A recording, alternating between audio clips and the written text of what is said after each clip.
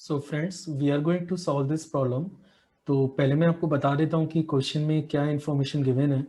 देखिए यहाँ पे सबसे पहले वो ये बोल रहा है कि we have a property that is 0 to a fx dx and we have to prove कि this is always equal to 0 to a f of a minus x dx के। तो पहले तो आपको ये वाला प्रॉपर्टी प्रूव करना है और उसके बाद ये जो फंक्शन है इसको इंटीग्रेट करना है बिटवीन 0 to पाई के। फाइन। तो चलिए शुरू करते हैं कि कैसे हम लोग इस क्वेश्चन को सॉल्व कर सकते हैं। तो सबसे पहले मैं प्रॉपर्टी प्रूफ करने जा रहा हूं, तो देखते हैं कि हम लोग इसको कैसे प्रूफ कर पाएंगे। So the property is 0 to a fx dx is equal to 0 to a f of a minus x dx के। फाइन। देखिए इसके लिए हम लोग क्या कर रहे हैं। बेटर ऑप्शन ये रहेगा कि आप राइट साइड वाले पार्ट पे काम करें, वैसे लेफ्ट पे भी काम करेंगे तो भी चल जाएगा। तो चलिए मैं लेफ्ट से शुरू कर देता हूँ। So we are just taking x को we are just replacing by a minus T से।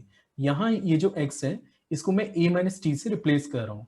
जैसे मैं a माइनस टी से रिप्लेस करूंगा तो ये बनेगा dx is equal to minus of dt के। और जैसे आप फंक्शन के वेरिएबल को चेंज करते हैं तो फिर आपको लिमिट भी चेंज करनी होती है।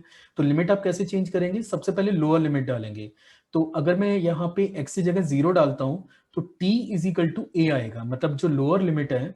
जैसे अगर मैं x की जगह 0 सबमिट करता हूँ तो 0 is equal to A minus T, या फिर हम लोग लिख सकते हैं t is equal to A. तो लोअर लिमिट हमारे पास a आ चुकी है। अब मुझे अपर लिमिट भी निकालनी होगी। अपर लिमिट निकालने के लिए मुझे पुट करना होगा x इज इक्वल टू ए के। तो यहाँ पे आप देख सकते हैं कि a is equal to A minus T आएगा, या फिर आप लिख सकते हैं t इज इक्वल टू 0। तो लिमिट फाइनली आपके पास जो हो चुकी है, जो फंक्शन की लिमिट है that is from a to 0। ये सब चेंजेस करने के बाद now we can write it. हम लोग इस लेफ्ट वाले एक्सप्रेशन को लिख सकते हैं क्योंकि इसकी लिमिट चेंज हो चुकी है। This is a to 0 x को रिप्लेस करेंगे a माइनस टी से। x को हमने a माइनस टी से रिप्लेस कर दिया और dx को हटा के, ये जो dx है इसको हटा के हम लोग यूज कर सकते हैं माइनस के dt के। तो मैंने यहाँ पे माइनस के dt भी साथ में यूज कर लिया है।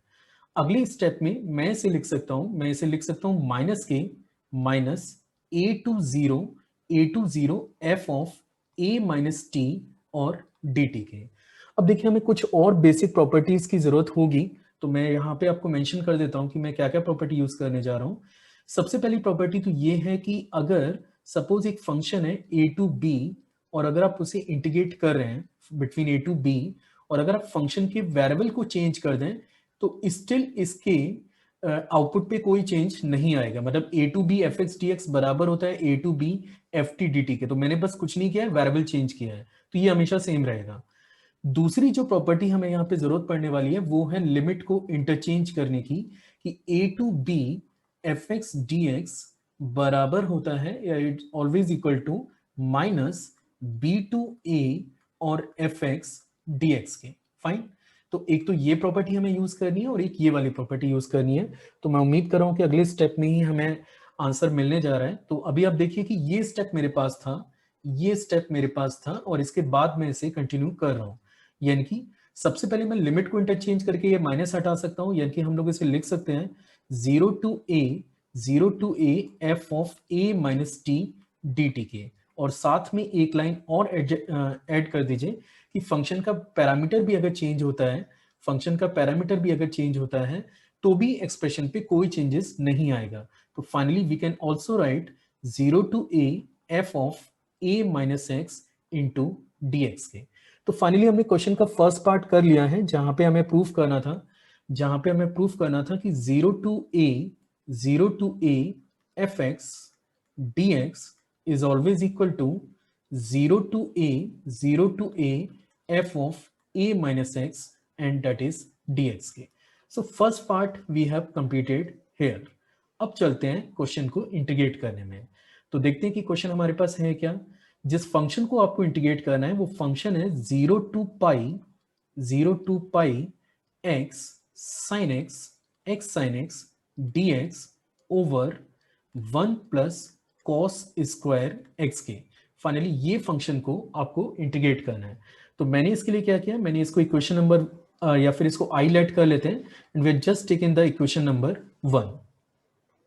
अब फर्दर अगर मुझे इस क्वेश्चन को सॉल्व करना है तो मैं यहाँ पे कुछ प्रॉपर्टीज यूज करूंगा, और जो फर्स्ट प्रॉपर्टी मैं यूज करने जा रहा हूँ वो है 0 to a F X D X equal to होता है 0 to a F of a minus X D X के। अभी अभी हमने ये प्रॉपर्टी प्रूफ की है और बस इस पे इंपोज करते हैं, तो i बराबर बनेगा 0 to pi, i is equal to 0 to pi, now it is pi minus X, X को a माइनस एक्स से रिप्लेस करना है, it is sine pi minus X divided by 1 plus cos square pi minus X. और अभी इसको थोड़ा सा simplify कर लेंगे तो ज्यादा बेटर रहेगा, अननेसेसरी इक्वेशंस क्रिएट करने का कोई मतलब नहीं है। तो ये बनेगा i is equal to 0 to pi, this is pi minus x.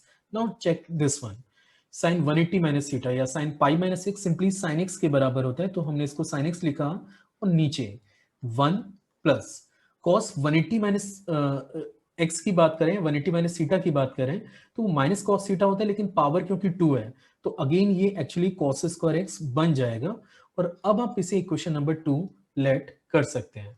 तो आपको देखना चाहिए कि आपके पास इक्वेशन नंबर 1 क्या है और इक्वेशन नंबर 2 क्या है, और finally we have to add these two equations. तो अगर मैं इन दोनों इक्वेशंस को ऐड करता हूं थोड़ा कंफर्टेबल के लिए, मैं यहां पे ऐड कर देता हूं, फिर अपन आगे मूव कर जाएंगे। तो 2i बराबर बनेगा, 2i बराबर होगा 0 to पाई। आप देख सकते हैं कि 1 प्लस कॉस स्क्वायर एक्स तो एलसीएम ही आ गया क्योंकि दोनों में कॉमन है। ऊपर आप देखेंगे कि एक टर्म है एक्स साइन एक्स, फिर प्लस के पाई sine x minus x sine x और dx के। तो ये एक्स साइन एक्स से एक्स साइन एक्स कट गया, और अब हम लोग इसमें आगे काम कर सकते हैं।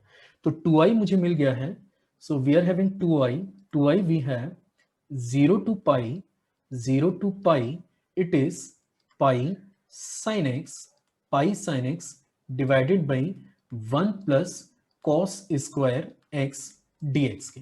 फाइन, तो पहले से थोड़ा कंफर्टेबल डाटा आ चुका है, अब केवल मुझे इस फंक्शन को इंटीग्रेट करना है। तो चलिए आगे शुरू करते हैं।